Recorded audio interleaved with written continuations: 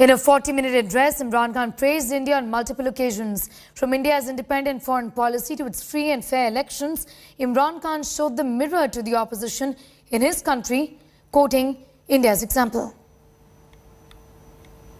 को देख लें, इतनी किसी की जुर्रत नहीं है, किसी की जुर्रत थी कि इस तरह की बात करते हैं हिंदुस्तान में. Singular praise for India from a beleaguered, cornered Imran Khan, addressing his nation possibly for the last time as Prime Minister of Pakistan. In a 33-minute speech, Imran, who touched upon all the familiar tropes that have riddled his many recent speeches, chose to invoke India repeatedly and always in glowing terms. Riding a narrative of foreign conspiracy against his government, he singled India's independent foreign policy for singular praise. European union के जब ambassadors ने यहाँ बिल्कुल protocol के खिलाफ statement दी कि जी पाकिस्तान को रूस के खिलाफ स्टेटमेंट देनी चाहिए, क्या वो हिंदुस्तान में कह सकते हैं? क्या उनकी जुर्रत है हिंदुस्तान में ऐसी स्टेटमेंट देते हुए? This isn't the first time Imran Khan is praising India. On March 21st, before the no-trust implosion loomed on the horizon, he had similarly praised India and come in for massive criticism. साथ वाला हमारा मुल्क है हिंदुस्तान. मैं आज हिंदुस्तान को दाद देता हूं. इन्होंने हमेशा आजाद फॉरेन पॉलिसी रखी. आज हिंदुस्तान उनके साथ मिला हुआ है, उनका अलायंस है. क्वाड के अंदर अमेरिका का अलायंस की हुई है और अपने आप को वो कहता है मैं न्यूट्रल हूं. रूस से तेल मंगवा रहा है जबकि सैंक्शंस लगी हुई हैं, क्योंकि हिंदुस्तान की पॉलिसी अपने लोगों की बेहतरी के लिए है.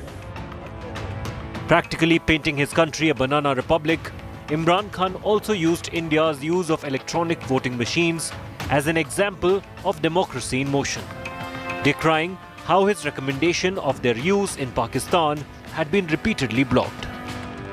इनका सबसे बड़ा खौफ ये है कि वो जो ईवीएम मशीन है जो हिंदुस्तान में भी है, जो जुडिशल कमीशन बनी थी 2015 में, उसकी फाइंडिंग सिर्फ ये थी कि जितने भी मसले आए हैं अगर आप ईवीएम मशीन ले आए तो वो सारे मसले हल हो जाते थे.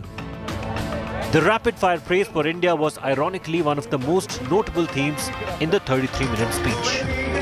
मुझे बड़ा अफसोस है कि ये सिर्फ एक आरएसएस की आइडियोलॉजी की वजह से और ये जो कश्मीर में उन्होंने किया है उसकी वजह से हमारे ताल्लुकात नहीं हैं. वो एक बड़े खुददार कौम है. कभी किसी की जुर्रत नहीं है कि वहाँ इस तरह की बात करें. किसी सुपर पावर की जुर्रत नहीं है कि वहाँ ये भी तस्वर कर दें कि जनाब वो यही कह दें कि जनाब अपने फॉरेन रिलेशन में वो कहें जो हम कह रहे हैं. अब देख रहे हैं वो रूसियों से हालांकि सारी सैंक्शंस लगी हुई हैं, वो कह रहे हैं जी हम तेल इंपोर्ट करते हैं, हमारे लोगों की बेहतरी है.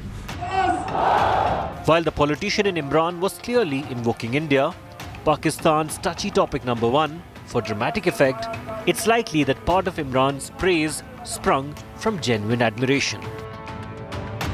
Imran Khan's praise is also affirmation from a so-called adversary nation of India's rise in a region that's been sinking and in breakdown mode over the last 2 years. A country whose economy isn't collapsing, and a country whose navigation of the geopolitical boiling pot post-Ukraine is the envy of many. Imran has had an old India connection thanks to cricket. Maybe some of that bubbled to the surface on Friday night too. Bureau Report, India Today. Just minutes to go for the trust vote, and we do not have any PTI member in the National Assembly just yet. Maidali, what's really going on? Do you expect some last-minute surprises there from Imran Khan? I think I've heard somewhere that the court has come hard on the staff of the National Assembly, asking them to implement the decision in letter and spirit. And the agenda had some debates and something else on the cards, which I think has been asked, which the staff of the National Assembly has been asked to sort of implement the decision in letter and spirit. So they cannot. I heard that the PTI was having a parliamentary party meeting somewhere in the National Assembly somewhere, which could have been stipulated to them.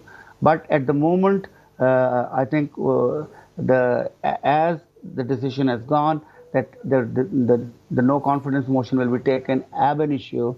I think it will be the first thing on the agenda, and it will be taken immediately once the House proceeds. Interesting developments, intriguing. Maidali, also what is intriguing, and I want to bring in Ambassador Dogra and all of this, is the manner in which Imran Khan essentially praised India. And yesterday, Ambassador Dogra was actually not the first time that he was doing it.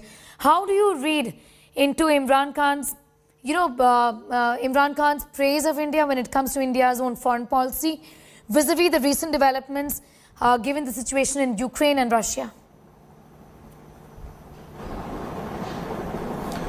Well, I think the easiest thing to do is to say thank you so much, Mr. Imran Khan.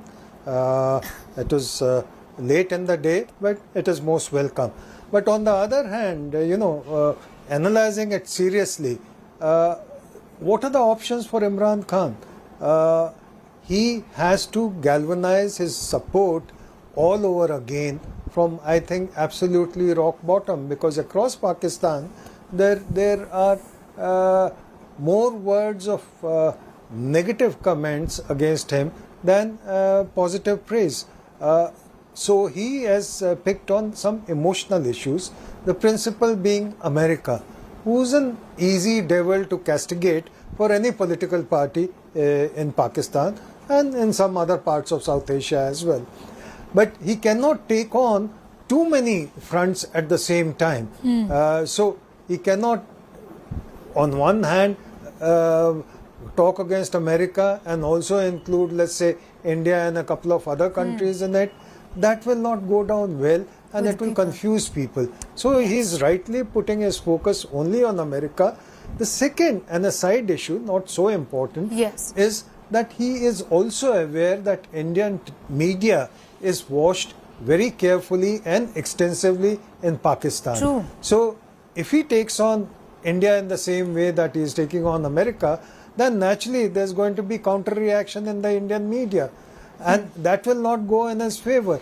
So I think on this issue at least, he has chosen wisely to concentrate and focus only on America. Okay. Ambassador Dogra, we'll continue this conversation with you after this break. I'm thanking Maidali for the time being. Thank you so much for connecting with us. It's time for a break. On the other side, a very close eye on the developments in Pakistan. Our coverage continues.